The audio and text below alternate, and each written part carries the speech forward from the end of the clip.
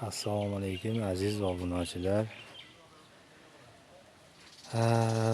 Molxona qurishni boshladik. Mana o'zlaring baho berasizlar. Hop. Mana yo'lakchasi molxonani 150 bo'lgan.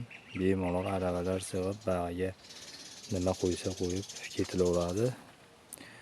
Oxirimiz 60, nay tomoni 60, mol tomon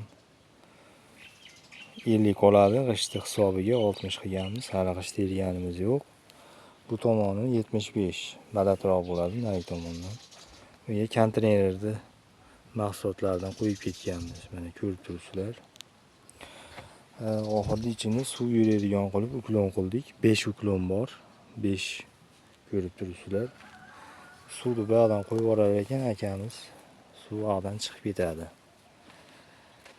O'zlaring baho beringlar. Kimga shunaqa xizmatlar kerak bo'ladigan bo'lsa,